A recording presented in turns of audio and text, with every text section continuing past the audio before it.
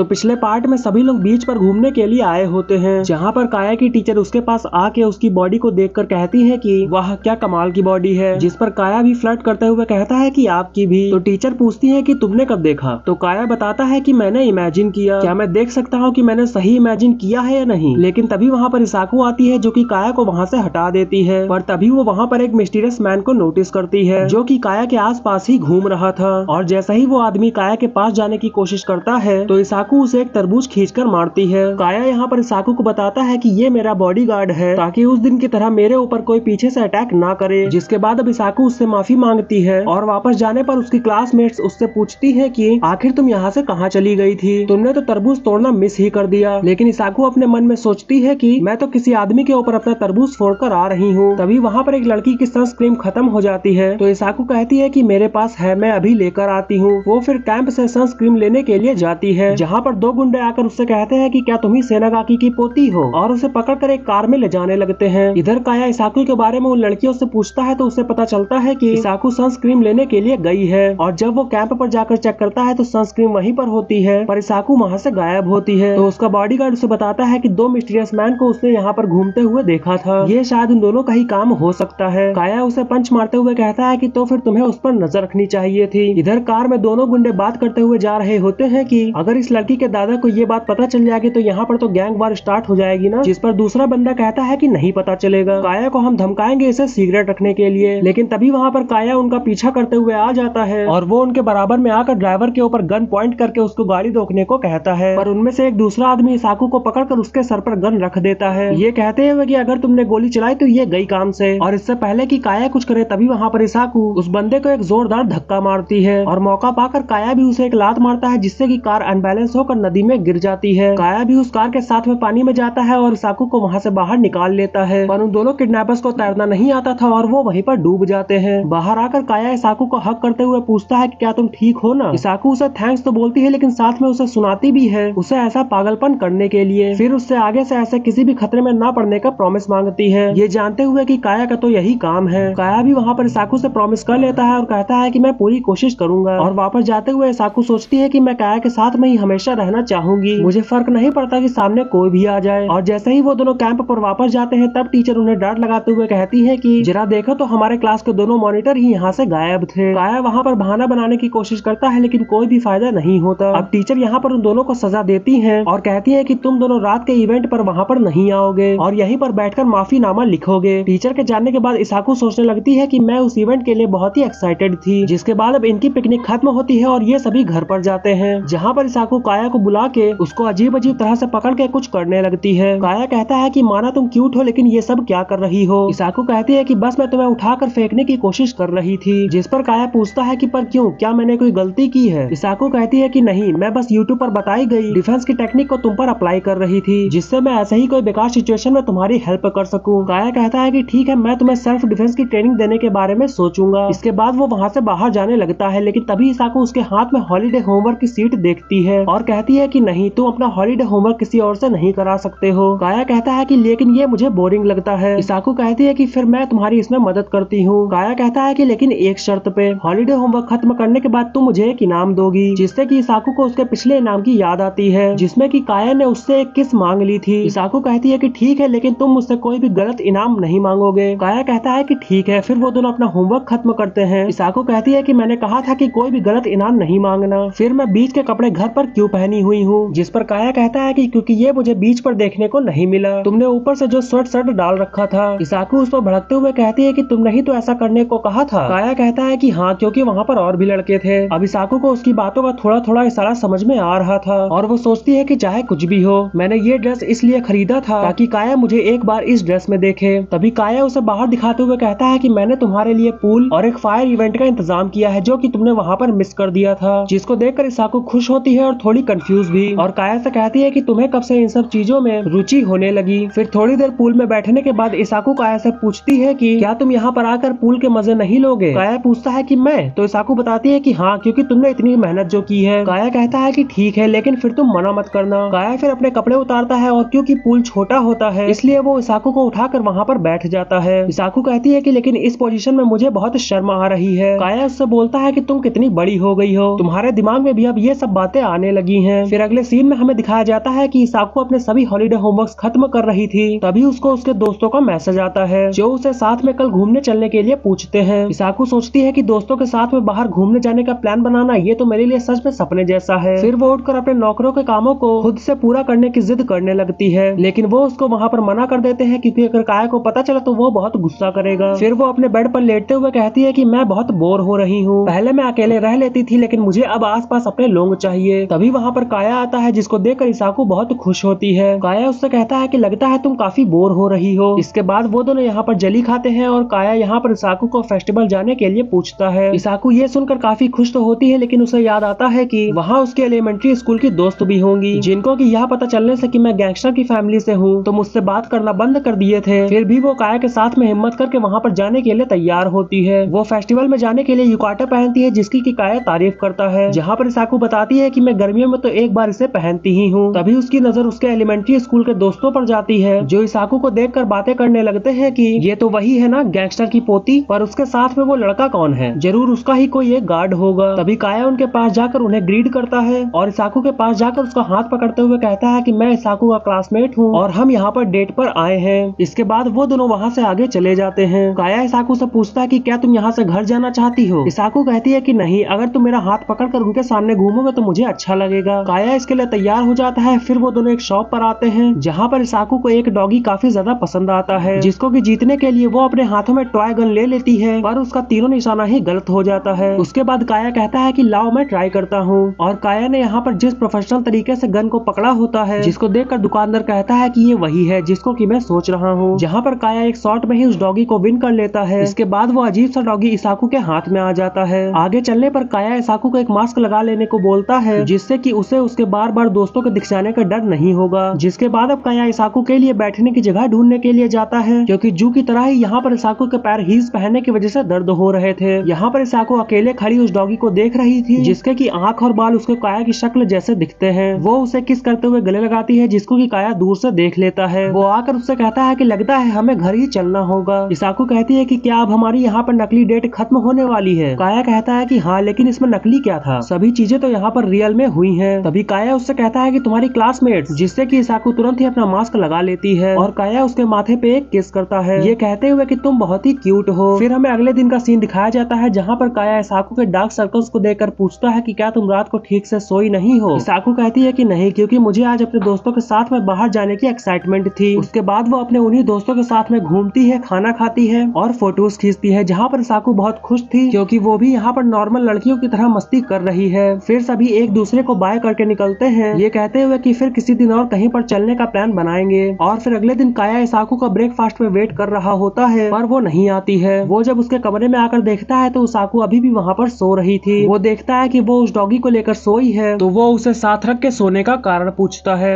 इसाकू कहती है कि ये मुझे बिल्कुल तुम्हारी तरह ही लगता है, बिल्कुल ही खड़ूस। काया फिर उस डॉगी को फेंकते हुए उससे गले लगा लेता है और कहता है कि मुझे तो अब उस डॉगी से जलन होने लगी है। यहाँ पर इसाकू की धड़कनें तेज होने लगती हैं और वो यहाँ पर सोचने लगती है कि काया की धड़कनें कितनी शांत हैं। इसाकू यहाँ पर सोचती है कि काया ने कितनी आसानी से फेस्टिवल में उनकी फ्रेंड्स के सामने कह दिया कि वो लोग यहाँ पर डेट पर आए हैं और फिर वो भी शांत होकर सो जाती है। काया यहाँ पर उसके काफी करीब आ गया था जैसे कि वो उसे किस करने वाला हो, लेकिन वो देखता है कि इसाकू बहुत ही आराम से सो रही है। इसाकू सपने में काया के साथ में बिताई हुई फेस्टिवल के इवेंट्स के सपने देख रही थी। फिर हमें अगले सीन में इसाकू के दादाजी को दिखाया जाता है जो कि इसाकू को अपने मुंह बोले भाई और उसके बेटे से मिलाते हैं और वो भी अभी फर्स्ट ईयर में ही है लेकिन दूसरे हाई स्कूल में। और इस लड़के का नाम यहाँ पर मीकू होता है जो कि यहाँ पर इसाकू से सबसे पहले यही पूछता है कि क्या तुम्हारा कोई बॉयफ्रेंड है। उसके डैड उसको मुक्का मारते हुए कहते हैं कि जरा तमीज से बात करो। इधर उसकी बातें सुनकर काया गुस्से में हो जाता है और इसाकू उसकी बातों को सुनकर सोचती है कि मैं इसकी पर्सनैलिटी तो बिल्कुल भी बर्दाश्त नहीं कर सकती। फिर अगले सीन में हमें दिखाया जाता है कि इसाकू अपने दोस्तों के घर पर आई होती है जहाँ पर सभी लोग बैठकर रोमांटिक मूवी देख रहे होते हैं। मूवी खत्म होने के बाद सभी लोग बात करने लगते हैं अपने फर्स्ट किस के बारे में क्योंकि मूवी की थीम भी कुछ ऐसे ही थी। दोनों इसाकू से पूछते हैं कि क्या उसने अपना पहला फर्स्ट किस किया है। इसाकू उस दिन को याद करती है जब उसने काया को किस करने की परमिशन दी थी लेकिन फिर वो वहाँ से भाग गई थी और अपने दोस्तों से कहती है कि नहीं, मैंने नहीं किया। दोनों उससे पूछते हैं कि क्या तुम काया के बारे में सोच रही हो, ये थोड़ा तो अजीब है लेकिन तुम्हें उसके साथ में डेट पर जाना चाहिए। इसाकू फिर उन दोनों को फेस्टिवल वाले दिन की बात बताती है जहाँ पर काया ने उसे बताया था कि वो उसे डेट पर लेकर आया है। ये सुनकर उसके दोनों दोस्त एक्साइटेड हो जाते हैं और वो उससे पूछते हैं कि इसका मतलब ये है कि तुम काया को पसंद करती हो। इसाकू कहती है कि हाँ, लेकिन मुझे ये नहीं पता है कि वो मेरे लिए कैसी फीलिंग्स रखता है। यहाँ फिर वो उसे काया को टेस्ट करने के लिए बोलती है। घर जाते समय वो सोचती है कि मैंने ऐसी अजीब बातें किसी के साथ में भी नहीं की, पर फिर भी मुझे मजा आया। घर आने पर काया इसाकू से पूछता है कि तो फिर आज तुमने क्या क्या किया। इसाकू कहती है कि हमने मूवी देखी, स्नैक्स खाया। और काया पूछता है कि और क्या। इसाकू कहती है कि हमने लड़कों के बारे में बात की। काया कहता है कि लड़कों के बारे में बात, तो इसका मतलब मुझे यकीन है कि तुमने सिर्फ बैठ के सुना होगा, क्योंकि तुम्हारे पास तो कहने के लिए कोई है ही नहीं। इसाकू कहती है कि मैंने सिर्फ सुना नहीं बल्कि मैंने कहा भी। काया उससे कहता है कि फिर तो वो जरूर मेरे बारे में ही होगा। इसाकू ये सुनकर दरवाजा बंद कर देती है और सोचती है कि मुझे काया बिल्कुल भी समझ में नहीं आता। फिर अगले सीन में हमें दिखाया जाता है कि मिक्यू एक आदमी को पीट रहा था। उसका गार्ड उसे मना करता है तो मिक्यू कहता है कि मैंने शुरू नहीं किया था। उसके बाद वो वापस जाते समय स्कूल में इसाकू को देखता है। वो आकर उसके बालों को टच करते हुए कहता है कि फिर से मिलकर अच्छा लगा। तभी यहाँ पर काया आता है जो कि उसको दीवार से सटाकर कहता है कि मुझे भी तुमसे मिलकर अच्छा लगा। मिक्यू उसको देखकर पूछता है कि आखिर तुम यहाँ पर स्कूल यूनिफॉर्म में क्या कर रहे हो। उसके बाद काया उसे स्कूल से बाहर लेकर आता है और वो यहाँ पर बताता है कि मैं यहाँ पर इसाकू की हिफाजत के लिए हूँ। मिक्यू कहता है कि अच्छा, एक गार्ड डॉग की तरह। अच्छा है, लेकिन क्या ये याकुजा गैंग के लिए सही है, क्योंकि तुम उनके कैप्टन हो। फिर मिक्यू काया को चिढ़ाते हुए कहता है कि पापा मुझे आपकी बेटी का हाथ चाहिए। काया उसको धमकाते हुए कहता है कि उससे दूर रहो। काया के जाने के बाद मिक्यू अपने गार्ड से कहता है कि अब मुझे बिना लड़ाई किए टाइम पास करने का मौका मिल गया। फिर अगले दिन हमें दिखाया जाता है कि मिक्यू ने इसाकू और काया के स्कूल में ट्रांसफर ले लिया था और वो स्कूल में आते ही इसाकू को उठाकर कहता है कि सरप्राइज। काया इसाकू को तुरंत वहाँ से हटाकर कहता है कि तुम यहाँ पर आखिर क्यों ट्रांसफर ले लिए हो। मिक्यू कहता है कि मुझे लगा था कि तुम दोनों यहाँ पर मुझे देखकर खुश हो गए। इसाकू की दोस्त उसको देखकर पूछती है कि क्या ये तुम दोनों का फ्रेंड है। मिक्यू कुछ कहता उससे पहले ही इसाकू घबराते हुए कहती है कि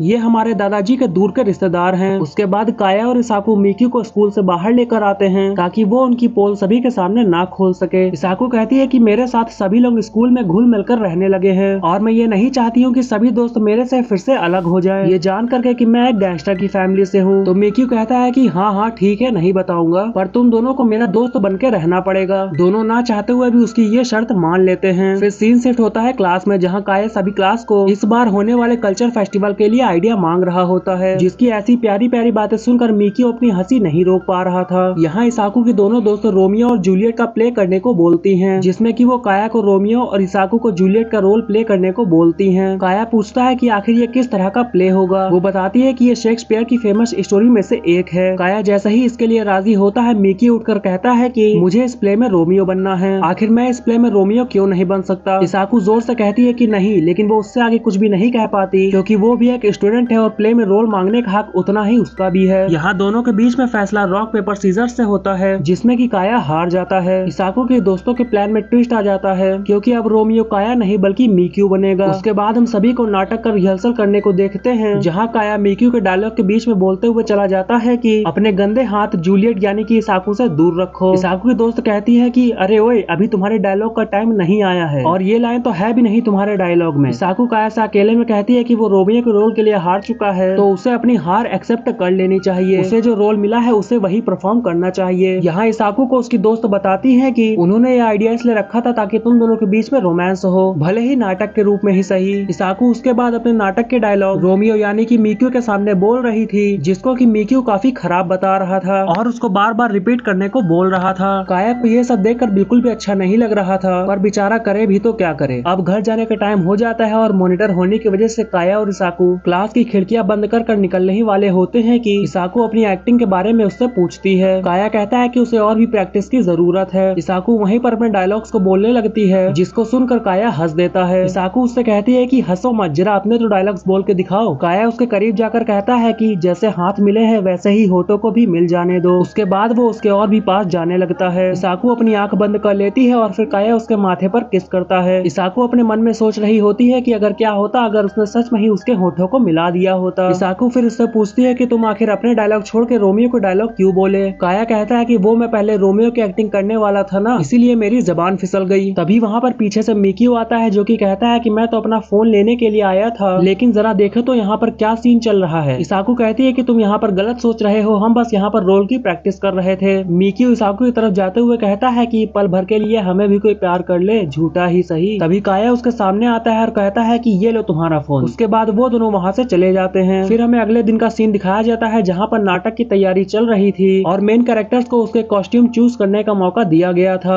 वो लोग इस प्ले को बहुत ही रोमांचक बनाना चाहते थे। इधर मिक्यू इसाकू के पास आकर कहता है कि बुरा लग रहा है क्योंकि काया को रोमियो का रोल नहीं मिला। इसाकू मन में ही सोचती है कि ये मुझे उकसाने की कोशिश कर रहा है। वो अपने आप को तब नहीं रोक पाती है जब मिक्यू उससे कहता है कि तुम काया से सच्चा प्यार करती हो ना। इसाकू उसके सामने हाथ जोड़कर कहती है कि प्लीज ये बात काया से मत कहना। मिक्यू उससे कहता है कि मुझे नहीं लगता कि उसको ये बात कहने की जरूरत है क्योंकि वो घाट घाट का पानी पी चुका है। इधर काया मिक्यू की हरकतों को देखकर गुस्से से पागल हो रहा था। जिसके बाद अब ये एपिसोड यहीं पे खत्म हो जाता है।